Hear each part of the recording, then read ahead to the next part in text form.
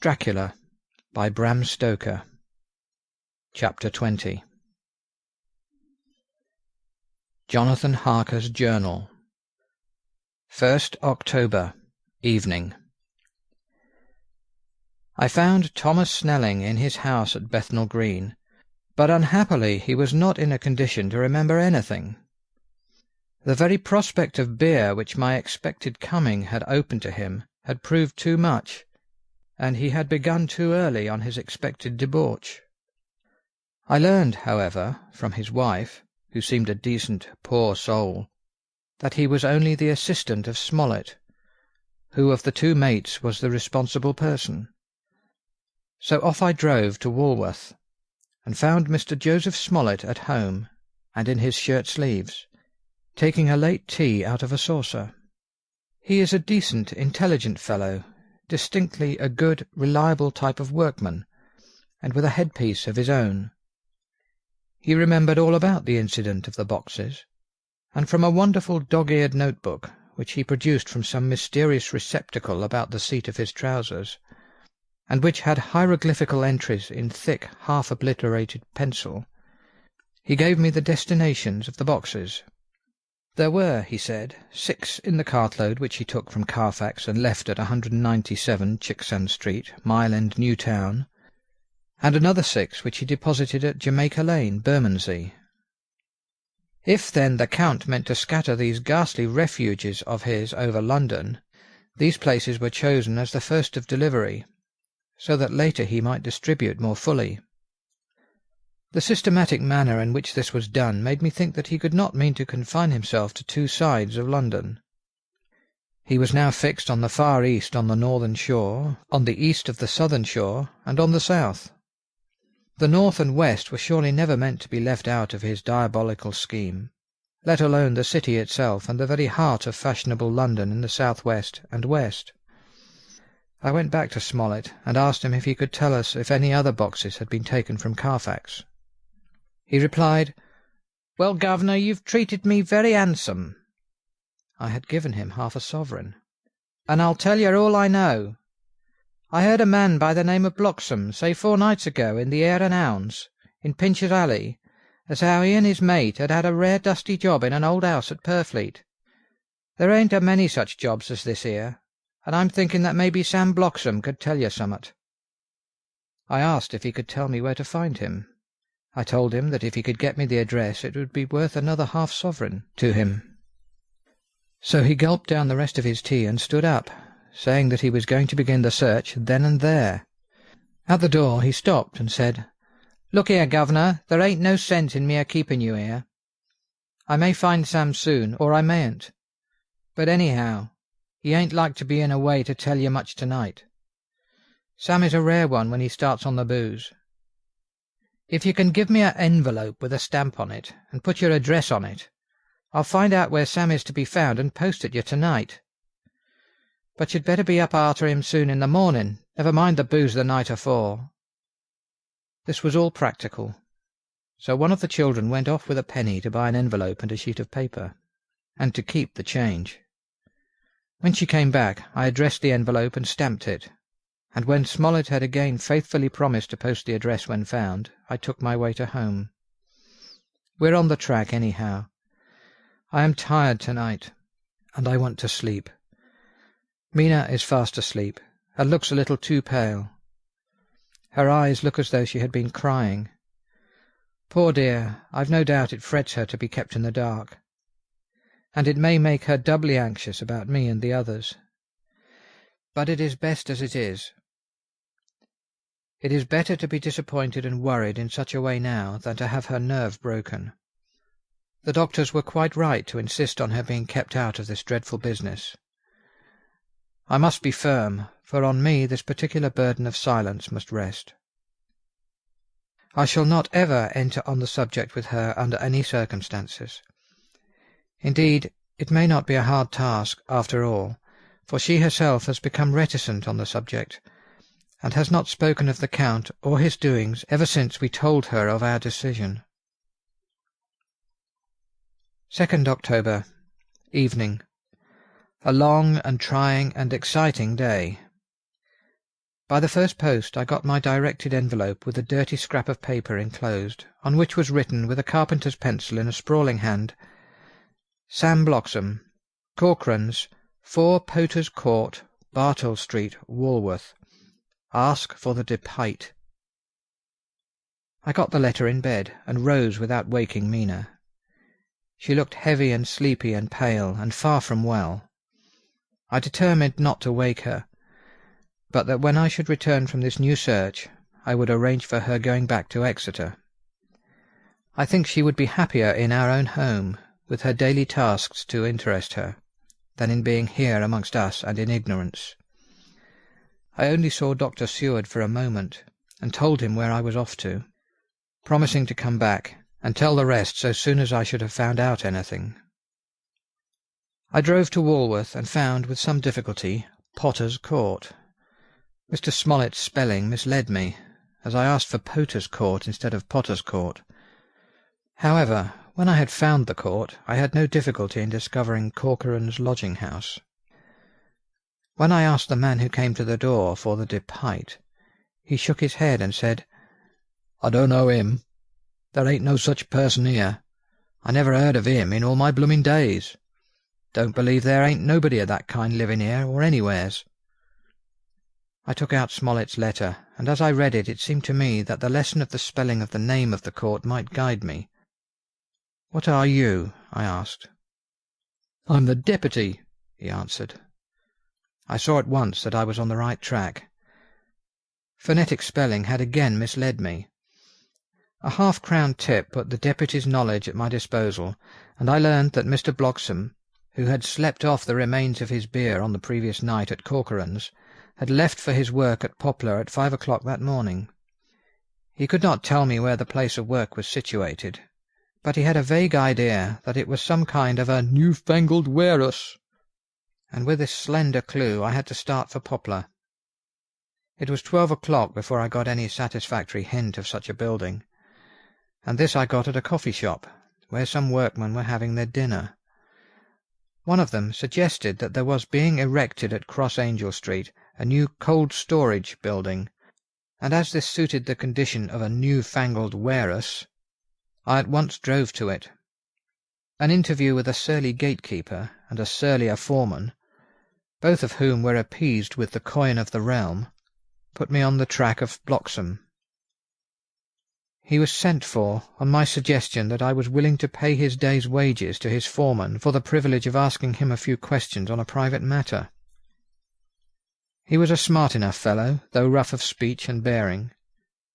When I had promised to pay for his information and given him an earnest, he told me that he had made 2 journeys between Carfax and a house in Piccadilly, and had taken from this house to the latter 9 great boxes, main heavy ones, with a horse and cart hired by him for this purpose. I asked him if he could tell me the number of the house in Piccadilly, to which he replied, "Well, governor, I forgets the number, but it was only a few door from a big white church, or something of the kind, not long built.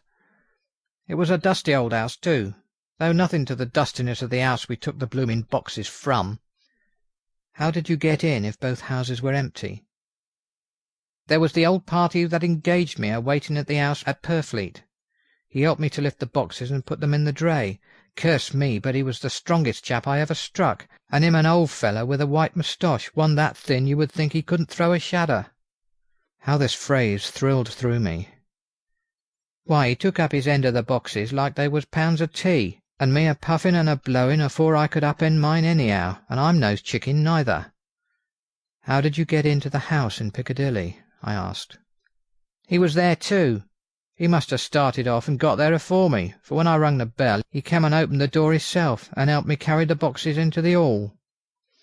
"The whole 9?" I asked. "Yes. There was 5 in the first load and 4 in the second. It was main dry work, and I don't so well remember how I got home." I interrupted him.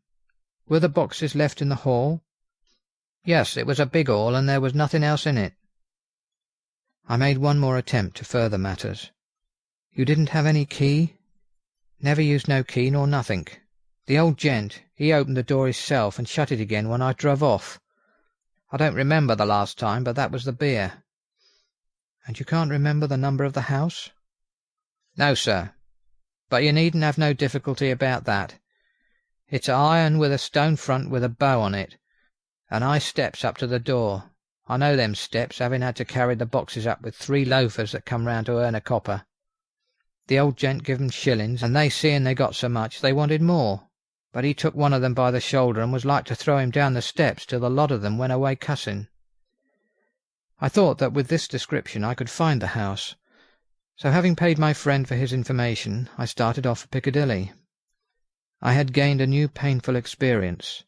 The Count could, it was evident, handle the earth boxes himself. If so, time was precious, for now that he had achieved a certain amount of distribution, he could, by choosing his own time, complete the task unobserved. At Piccadilly Circus I discharged my cab and walked westward. Beyond the Junior Constitutional I came across the house described, and was satisfied that this was the next of the lairs arranged by Dracula. The house looked as though it had been long untenanted. The windows were encrusted with dust, and the shutters were up. All the framework was black with time, and from the iron the paint had mostly scaled away. It was evident that up to lately there had been a large notice-board in front of the balcony. It had, however, been roughly torn away, the uprights which had supported it still remaining. Behind the rails of the balcony I saw there were some loose boards, whose raw edges looked white. I would have given a good deal to have been able to see the notice-board intact, as it would, perhaps, have given some clue to the ownership of the house. I remembered my experience of the investigation and purchase of Carfax, and I could not but feel that if I could find the former owner there might be some means discovered of gaining access to the house. There was at present nothing to be learned from the Piccadilly side, and nothing could be done, so I went around the back to see if anything could be gathered from this quarter. The mews were active, the Piccadilly houses being mostly in occupation. I asked 1 or 2 of the grooms and helpers whom I saw around if they could tell me anything about the empty house. One of them said that he heard it had lately been taken, but he couldn't say from whom. He told me, however, that up to very lately there had been a notice-board of "For Sale" up, and that perhaps Mitchell, Sons and Candy, the house agents, could tell me something, as he thought he remembered seeing the name of that firm on the board. I did not wish to seem too eager, or to let my informant know or guess too much, so thanking him in the usual manner, I strolled away. It was now growing dusk, and the autumn night was closing in, so I did not lose any time. Having learned the address of Mitchell, Sons and Candy from a directory at the Berkeley, I was soon at their office in Sackville Street. The gentleman who saw me was particularly suave in manner, but uncommunicative in equal proportion. Having once told me that the Piccadilly house, which throughout our interview he called a mansion, was sold, he considered my business as concluded. When I asked who had purchased it, he opened his eyes a thought wider, and paused a few seconds before replying, "It is sold, sir." "Pardon me," I said, with equal politeness, "but I have a special reason for wishing to know who purchased it." Again he paused longer, and raised his eyebrows still more. "It is sold, sir," was again his laconic reply. "Surely," I said, "you do not mind letting me know so much?" "But I do mind," he answered. "The affairs of their clients are absolutely safe in the hands of Mitchell, Sons and Candy." This was manifestly a prig of the first water, and there was no use arguing with him. I thought I had best meet him on his own ground, so I said, "Your clients, sir, are happy in having so resolute a guardian of their confidence. I am myself a professional man." Here I handed him my card. In this instance I am not prompted by curiosity. I act on the part of Lord Godalming, who wishes to know something of the property which was, he understood, lately for sale. These words put a different complexion on affairs. He said, "I would like to oblige you if I could, Mr. Harker, and especially would I like to oblige his lordship. We once carried out a small matter of renting some chambers for him when he was the Honourable Arthur Holmwood. If you will let me have his lordship's address, I will consult the house on the subject, and will, in any case, communicate with his lordship by to-night's post. It will be a pleasure if we can so far deviate from our rules as to give the required information to his lordship. I wanted to secure a friend and not make an enemy, so I thanked him, gave the address at Dr. Seward's, and came away. It was now dark, and I was tired and hungry. I got a cup of tea at the Aerated Bread Company and came down to Purfleet by the next train. I found all the others at home. Mina was looking tired and pale, but she made a gallant effort to be bright and cheerful. It wrung my heart to think that I had had to keep anything from her, and so caused her inquietude. Thank God this will be the last night of her looking on at our conferences, and feeling the sting of our not showing our confidence. It took all my courage to hold to the wise resolution of keeping her out of our grim task. She seems somehow more reconciled, or else the very subject seems to have become repugnant to her, for when any accidental allusion is made, she actually shudders. I am glad we made our resolution in time, as with such a feeling as this, our growing knowledge would be torture to her. I could not tell the others of the day's discovery till we were alone. So after dinner, followed by a little music to save appearances, even amongst ourselves, I took Mina to her room and left her to go to bed. The dear girl was more affectionate with me than ever, and clung to me as though she would detain me. But there was much to be talked of, and I came away. Thank God the ceasing of telling things has made no difference between us. When I came down again, I found the others all gathered round the fire in the study. In the train I had written my diary so far, and simply read it off to them as the best means of letting them get abreast of my own information. When I had finished, Van Helsing said, "This has been a great day's work, friend Jonathan. Doubtless we are on the track of the missing boxes. If we find them all in that house, then our work is near the end. But if there be some missing, we must search until we find them. Then shall we make our final coup, and hunt the wretch to his real death." We all sat silent a while, and all at once Mr. Norris spoke. "Say, how are we going to get into that house?" "We got into the other," answered Lord Godalming quickly. "But, Art, this is different. We broke house at Carfax, but we had night and a walled park to protect us. It will be a mighty different thing to commit burglary in Piccadilly, either by day or night. I confess I don't see how we are going to get in unless that agency duck can find us a key of some sort." Lord Godalming's brows contracted, and he stood up and walked about the room. By and by he stopped and said, turning from one to another of us, "Quincy's head is level. This burglary business is getting serious. We got off once all right, but we have now a rare job on hand, unless we can find the Count's key-basket."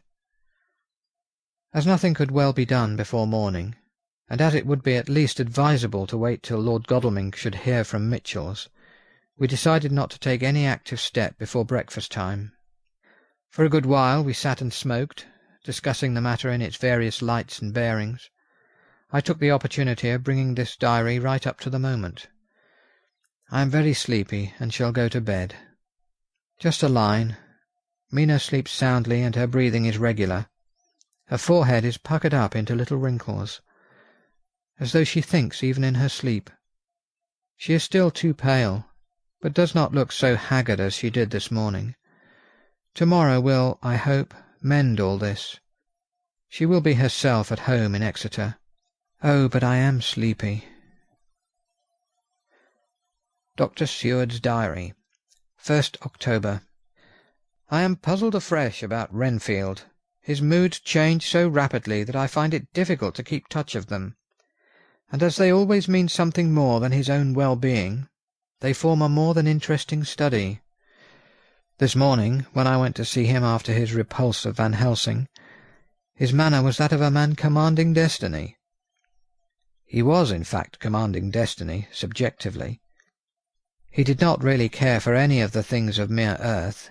He was in the clouds, and looked down on all the weaknesses and wants of us poor mortals. I thought I would improve the occasion and learn something, so I asked him, "What about the flies these times?" He smiled on me in quite a superior sort of way, such a smile as would have become the face of Malvolio, as he answered me, "The fly, my dear sir, has one striking feature. Its wings are typical of the aerial powers of the psychic faculties. The ancients did well when they typified the soul as a butterfly." I thought I would push his analogy to its utmost logically. So I said quickly, "Oh, it is a soul you are after now, is it?" His madness foiled his reason, and a puzzled look spread over his face as, shaking his head with a decision which I had but seldom seen in him, he said, "Oh no, oh no! I want no souls. Life is all I want." Here he brightened up. "I am pretty indifferent about it at present. Life is all right. I have all I want. You must get a new patient, doctor, if you wish to study zoophagy." This puzzled me a little, so I drew him on. "Then you command life. You are a god, I suppose?" He smiled with an ineffably benign superiority. "Oh no! Far be it from me to arrogate to myself the attributes of the deity. I am not even concerned in his especially spiritual doings. If I may state my intellectual position, I am, so far as concerns things purely terrestrial, somewhat in the position which Enoch occupied spiritually." This was a poser to me. I could not at the moment recall Enoch's appositeness, so I had to ask a simple question, though I felt that by so doing I was lowering myself in the eyes of the lunatic. "And why with Enoch?" "Because he walked with God." I could not see the analogy, but did not like to admit it, so I harked back to what he had denied. "So you don't care about life, and you don't want souls. Why not?" I put my question quickly and somewhat sternly, on purpose to disconcert him. The effort succeeded. For an instant he unconsciously relapsed into his old servile manner, bent low before me, and actually fawned upon me as he replied, "I don't want any souls, indeed, indeed, I don't. I couldn't use them if I had them. They would be no manner of use to me. I couldn't eat them, or—" He suddenly stopped, and the old cunning look spread over his face, like a wind-sweep on the surface of the water. "And, doctor, as to life, what is it, after all, when you've got all you require? And you know that you will never want, that is all. I have friends, good friends, like you, Dr. Seward." This was said with a leer of inexpressible cunning. "I know that I shall never lack the means of life." I think that through the cloudiness of his insanity he saw some antagonism in me, for he at once fell back on the last refuge of such as he, a dogged silence. After a short time I saw that for the present it was useless to speak to him. He was sulky, and so I came away. Later in the day he sent for me. Ordinarily I would not have come without special reason, but just at present I am so interested in him that I would gladly make an effort. Besides, I am glad to have anything to help pass the time. Harker is out, following up clues, and so are Lord Godalming and Quincy. Van Helsing sits in my study poring over the record prepared by the Harkers. He seems to think that by accurate knowledge of all details he will light upon some clue. He does not wish to be disturbed in the work without cause. I would have taken him with me to see the patient, only I thought that after his last repulse he might not care to go again. There was also another reason. Renfield might not speak so freely before a third person as when he and I were alone. I found him sitting in the middle of the floor on his stool, a pose which is generally indicative of some mental energy on his part. When I came in, he said at once, as though the question had been waiting on his lips, "What about souls?" It was evident, then, that my surmise had been correct. Unconscious cerebration was doing its work, even with the lunatic. I determined to have the matter out. "What about them yourself?" I asked. He did not reply for a moment, but looked all around him, and up and down, as though he expected to find some inspiration for an answer. "I don't want any souls," he said in a feeble, apologetic way. The matter seemed preying on his mind, and so I determined to use it, to be cruel only to be kind. So I said, "You like life, and you want life?" "Oh, yes, but that is all right. You needn't worry about that." "But," I asked, "how are we to get the life without getting the soul also?" This seemed to puzzle him, so I followed it up. "A nice time you'll have some time when you're flying out there, with the souls of thousands of flies and spiders and birds and cats buzzing and twittering and moaning all around you. You've got their lives, you know, and you must put up with their souls." Something seemed to affect his imagination, for he put his fingers to his ears and shut his eyes, screwing them up tightly just as a small boy does when his face is being soaped. There was something pathetic in it that touched me. It also gave me a lesson, for it seemed that before me was a child, only a child, though the features were worn and the stubble on the jaws was white. It was evident that he was undergoing some process of mental disturbance, and knowing how his past moods had interpreted things seemingly foreign to himself, I thought I would enter into his mind as well as I could and go with him. The first step was to restore confidence, so I asked him, speaking pretty loud so that he would hear me through his closed ears, "Would you like some sugar to get your flies around again?" He seemed to wake up all at once and shook his head. With a laugh he replied, "Not much. Flies are poor things after all." After a pause he added, "But I don't want their souls buzzing round me, all the same." "Or spiders?" I went on. "Blow spiders. What's the use of spiders? There isn't anything in them to eat or—" He stopped suddenly, as though reminded of a forbidden topic. So, I thought to myself, this is the second time he has suddenly stopped at the word drink. What does it mean? Renfield seemed himself aware of having made a lapse, for he hurried on, as though to distract my attention from it. "I don't take any stock at all in such matters. Rats and mice and such small deer, as Shakespeare has it. Chicken feed of the larder, they might be called. I'm past all that sort of nonsense. You might as well ask a man to eat molecules with a pair of chopsticks, as to try to interest me about the less carnivora, when I know of what is before me." "I see," I said. "You want big things that you can make your teeth meet in. How would you like to breakfast on an elephant?" "What ridiculous nonsense you are talking!" He was getting too wide awake, so I thought I would press him hard. "I wonder," I said reflectively, "what an elephant's soul is like." The effect I desired was obtained, for he at once fell from his high horse and became a child again. "I don't want an elephant's soul, or any soul at all," he said. For a few moments he sat despondently. Suddenly he jumped to his feet, with his eyes blazing and all the signs of intense cerebral excitement. "To hell with you and your souls!" he shouted. "Why do you plague me about souls? Haven't I got enough to worry and pain to distract me already without thinking of souls?" He looked so hostile that I thought he was in for another homicidal fit, so I blew my whistle. The instant, however, that I did so he became calm, and said apologetically, "Forgive me, Doctor, I forgot myself. You do not need any help. I am so worried in my mind that I am apt to be irritable. If you only knew the problem I have to face, and that I am working out, you would pity and tolerate and pardon me. Pray do not put me in a strait waistcoat. I want to think, and I cannot think freely when my body is confined. I am sure you will understand." He had evidently self-control, so when the attendants came I told them not to mind, and they withdrew. Renfield watched them go. When the door was closed he said with considerable dignity and sweetness, "Dr. Seward, you have been very considerate towards me. Believe me that I am very, very grateful to you." I thought it well to leave him in this mood, and so I came away. There is certainly something to ponder over in this man's state. Several points seem to make what the American interviewer calls a story, if one could only get them in proper order. Here they are. Will not mention drinking. Fears the thought of being burdened with the soul of anything. Has no dread of wanting life in the future. Despises the meaner forms of life altogether, though he dreads being haunted by their souls.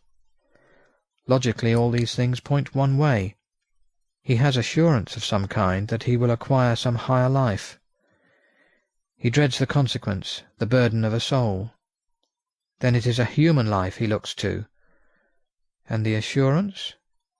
Merciful God, the Count has been to him, and there is some new scheme of terror afoot. Later. I went after my round to Van Helsing and told him of my suspicion. He grew very grave, and after thinking the matter over for a while he asked me to take him to Renfield. I did so. As we came to the door we heard the lunatic within singing gaily, as he used to do in the time which now seems so long ago. When we entered, we saw with amazement that he had spread out his sugar as of old. The flies, lethargic with the autumn, were beginning to buzz into the room. We tried to make him talk of the subject of our previous conversation, but he would not attend. He went on with his singing, just as though we had not been present. He had got a scrap of paper and was folding it into a notebook. We had to come away as ignorant as we went in.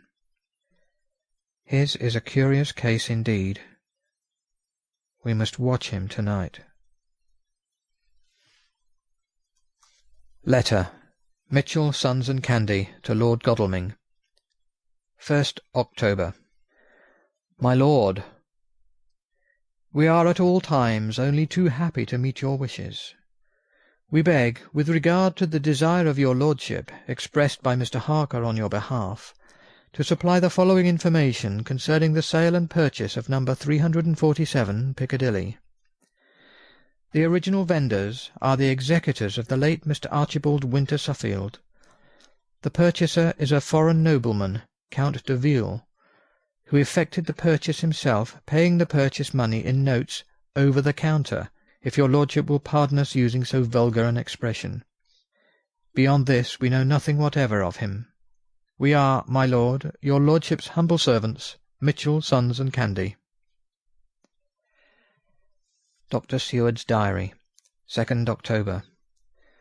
I placed a man in the corridor last night, and told him to make an accurate note of any sound he might hear from Renfield's room, and gave him instructions that if there should be anything strange, he was to call me.